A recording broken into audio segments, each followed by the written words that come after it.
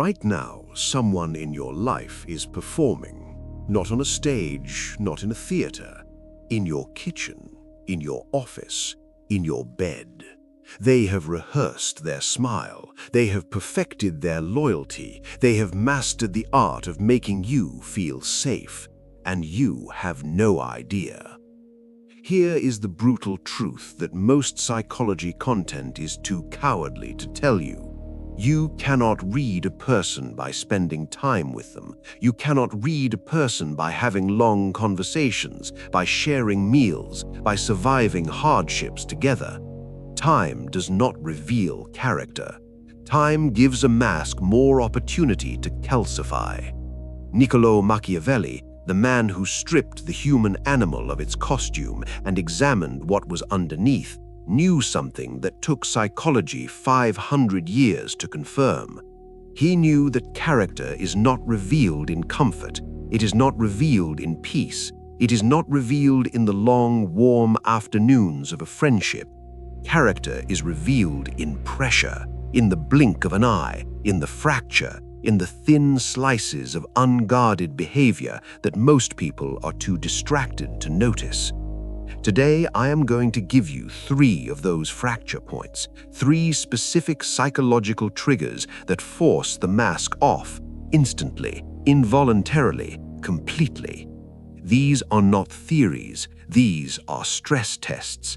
Apply them, and the person in front of you will show you exactly who they are, not who they want you to think they are, who they actually are.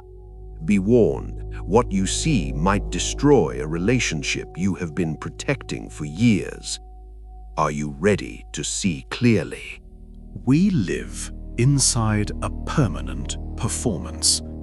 Every single morning, every person you know wakes up, and before they walk out the door, they put on a face. They select a version of themselves that they want the world to consume. Your colleague does it. Your partner does it. Your closest friend does it. Even you do it.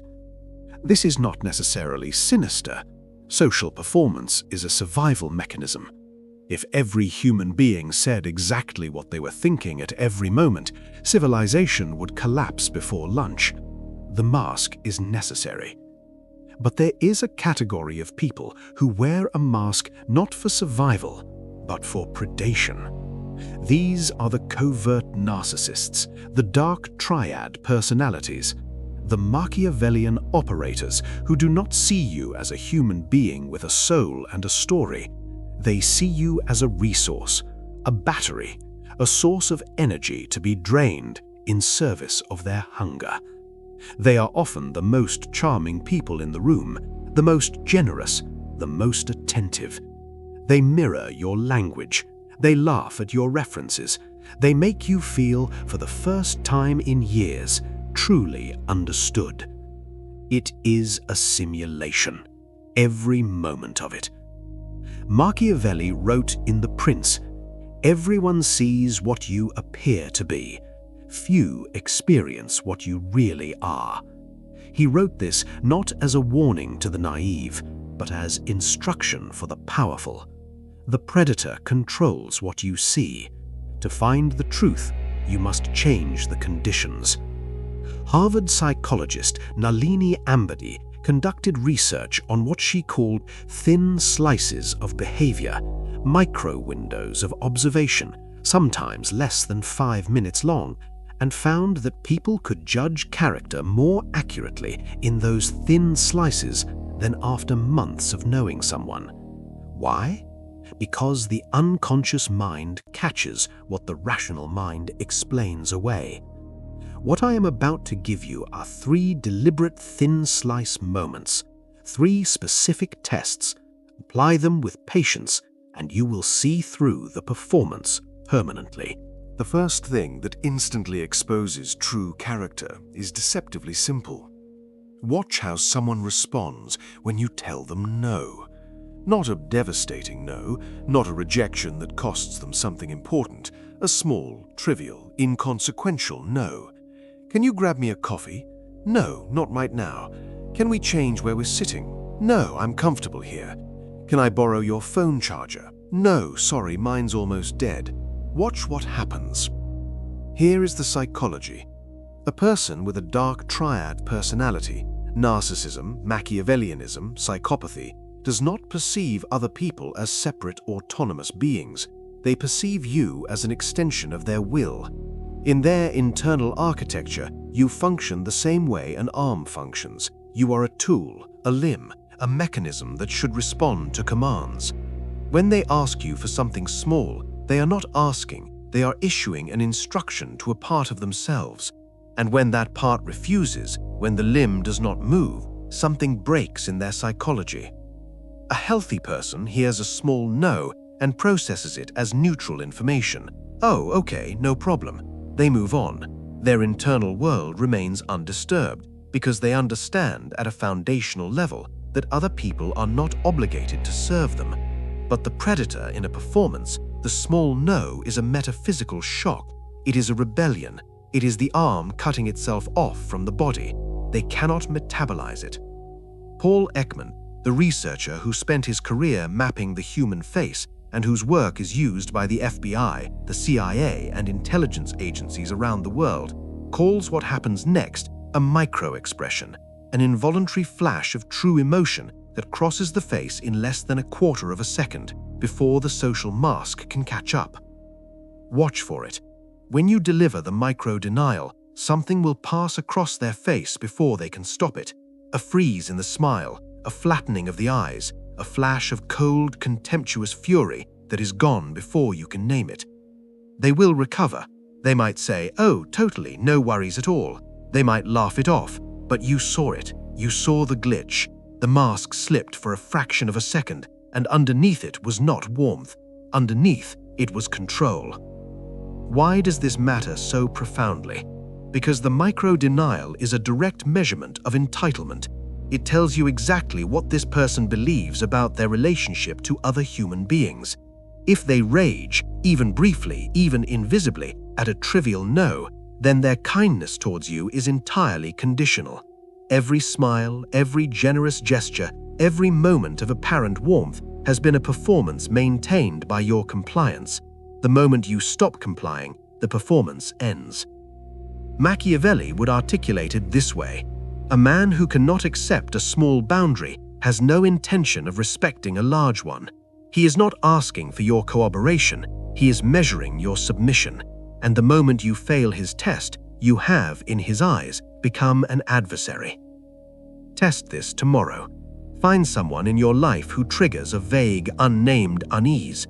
Someone who is always smooth, always charming, but something about them has never quite settled. Wait for them to ask for something small and say simply, gently, "I can't do that right now." No elaborate excuse, no excessive apology, just a clean, calm no. Then watch the eyes. Disappointment is human, confusion is human, but if what crosses their face is something colder, if you feel the temperature in the room drop by 3 degrees, you are not in the presence of a friend. You are in the presence of a predator who has been patient. The second exposure point is more elegant and in many ways more dangerous. Share your good news. Watch what dies in their eyes. We are taught from childhood that the measure of a true friend is whether they support you through suffering. And this is true, but it is incomplete. It is also easy. Watching someone you secretly resent collapse into pain is not difficult. In fact, for a person with a toxic character structure, your suffering is comfortable. It confirms their position. It activates their savior complex. It makes them feel elevated. To sit across from a friend who has just won, a promotion, a new relationship, a physical transformation, a success in an area where you have been struggling, and respond with genuine celebration, that requires a nobility of spirit that is, in the psychological landscape of human beings, extraordinarily rare. Robert Greene, in The Laws of Human Nature, identifies what he calls the law of envy, the deep, often unconscious current of competitive resentment that flows beneath even the most apparently loyal friendships. He argues that most people are operating in what he calls a zero-sum psychological economy. In this internal economy, your victory is their loss, your ascent is their descent, your light makes their darkness more visible. Here is the test. Share good news, not humbly, not with self-deprecation. Share it with open, unguarded joy. I got the deal. I'm genuinely happy. I finally finished it. Watch this happen. Do not listen to the words. Words are the most controllable thing a human being possesses. Listen to the words last. Watch the face first. Does the smile reach the eyes, or is the lower half performing a celebration while the upper half, the part that is harder to control, remains still, flat, inert? Watch for the micro delay. A genuine celebratory response is immediate. Delight does not pause to calculate, but the performative congratulation requires a moment of internal processing, a split second where the person assembles the appropriate expression. That delay is the leak. Watch for the pivot. Does the conversation immediately return to them? That's incredible. It reminds me of when or worse, does the celebration arrive wrapped in a hidden needle? Wow, that's amazing. I'm surprised they considered you given how competitive it was. You really got lucky. That is what I call the poisoned compliment. It is the most sophisticated weapon in the envious person's arsenal. It contains just enough positivity to defend against accusation, but delivers a small, precise wound. You got the job, but notice they needed to mention the competition. They needed to introduce luck. They needed to remind you, gently, of your inadequacy. This is the silent funeral. They are mourning, not your success. They are mourning the internal story they have been telling themselves, the story where your stagnation justified their own. And you have just burned that story to the ground. Machiavelli knew this. He warned against the flatterer, the person who tells you only what you want to hear. But the more lethal figure is the one who goes silent when you win. The flatterer is a nuisance. The silent mourner is a saboteur in waiting. If you identify this pattern, do not confront it. Confronting it gives them information. Instead, apply what Machiavelli called strategic concealment. Go dark on your victories. Feed them only the struggles. Watch what happens to their energy when you tell them things are difficult. Watch how they animate, how they lean forward, how they become warm and available and suddenly have time for you again. That animation is the diagnosis confirmed. They are comfortable with you beneath them. They will do everything in their power, consciously or not, to keep you there. A person who cannot celebrate your ascent is not your ally. They are your competitor with better manners. And in the long game of building a meaningful life, carrying them is a weight that will eventually pull you under. The third exposure is the darkest, and it requires no test from you, only observation. Watch how they behave when they believe there are no consequences.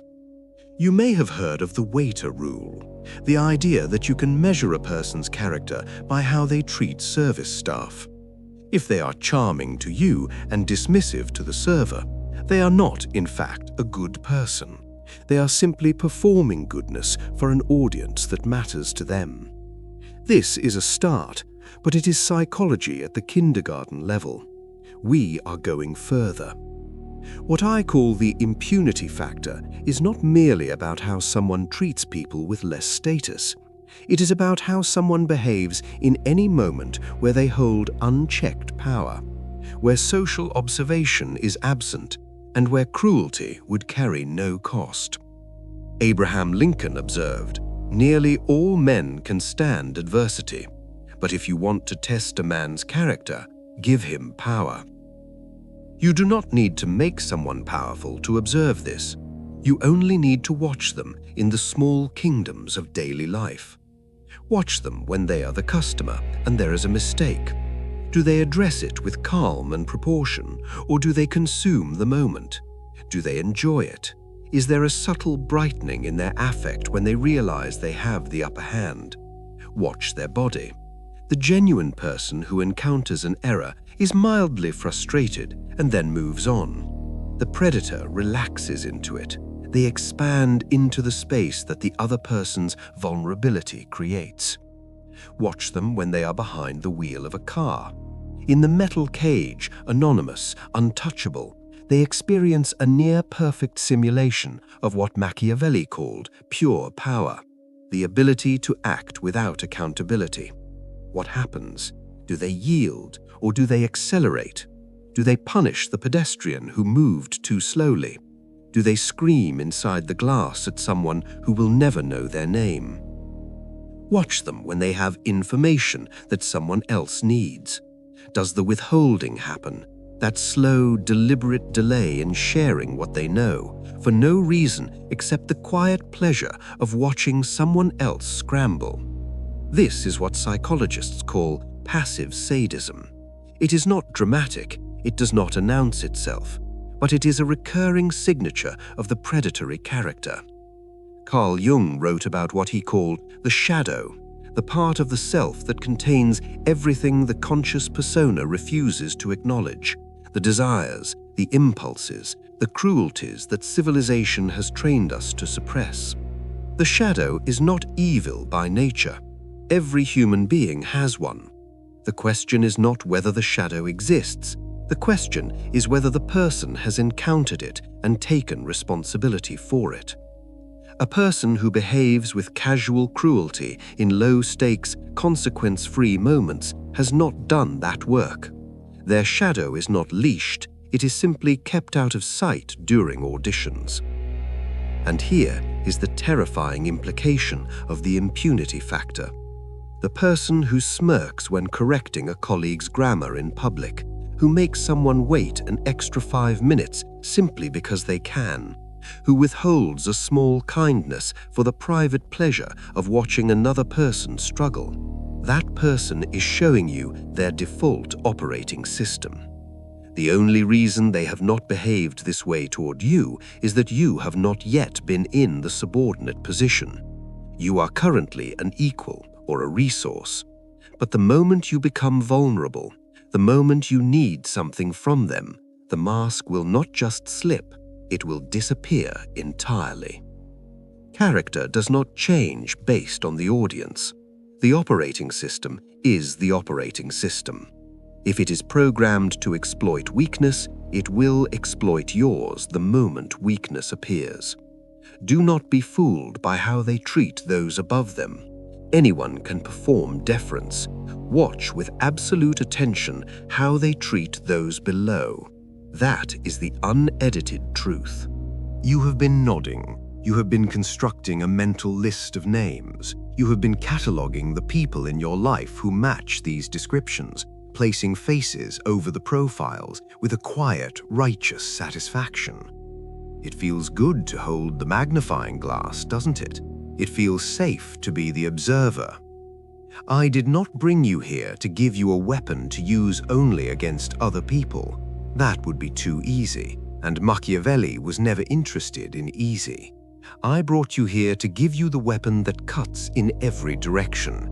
Because if you want to be truly untouchable, if you want to call yourself an outlier in actual fact rather than self-flattering fantasy, you must do the one thing that the vast majority of people are too frightened to do. You must turn the magnifying glass around. Because the uncomfortable truth, the one that may make you want to close this video right now, is that you have done these things. Perhaps not all of them, perhaps not with the consistency of a clinical predator, but be honest with yourself and be honest now. Have you ever felt a cold flash of anger when someone told you no? Have you ever caught a quiet relief rising in your chest when a successful friend mentioned a setback? Have you ever made a subordinate wait or withheld a small piece of encouragement for no reason except the dull comfort of being the one with more power in that moment? If you say never, you are not enlightened, you are lying. And the liar in denial is the most dangerous configuration of all. Jung argued that the shadow does not disappear when we refuse to look at it. It goes underground, and what goes underground does not become less powerful, it becomes less visible. It operates without your awareness and consent. The difference between the predator and the person of genuine character is not the presence or absence of the shadow.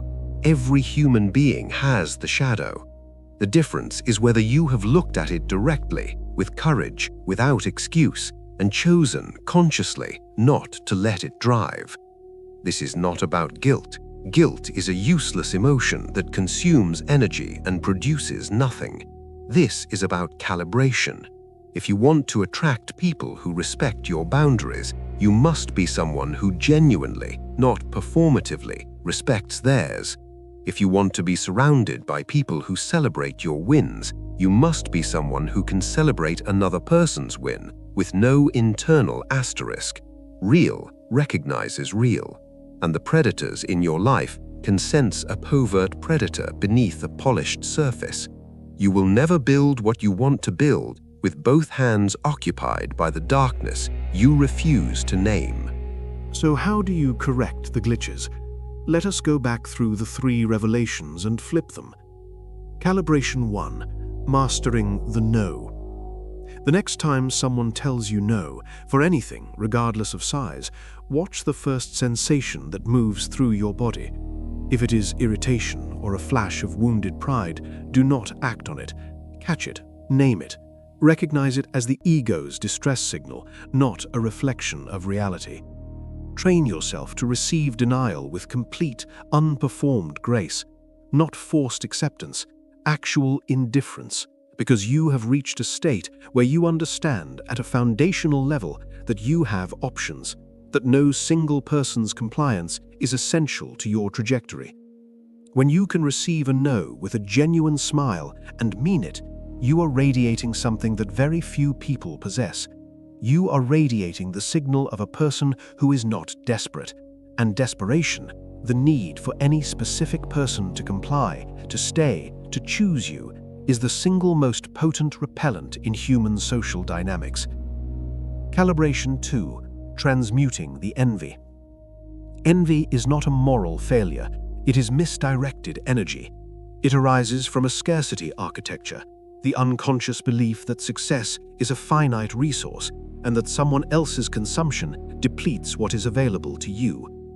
When you feel the cold pang of resentment at another person's success, do not suppress it and do not perform a celebration you do not feel.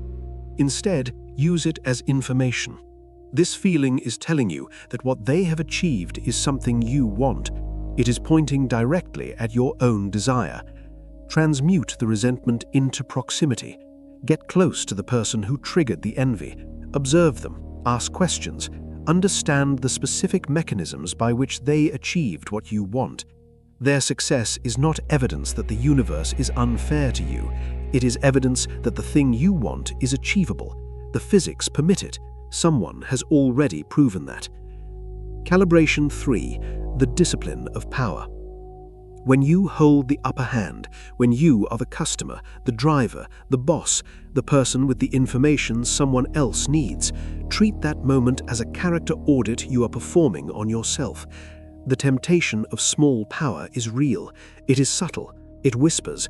It offers the micro-pleasure of making someone else feel less. Resist it, not because of the other person, because of you.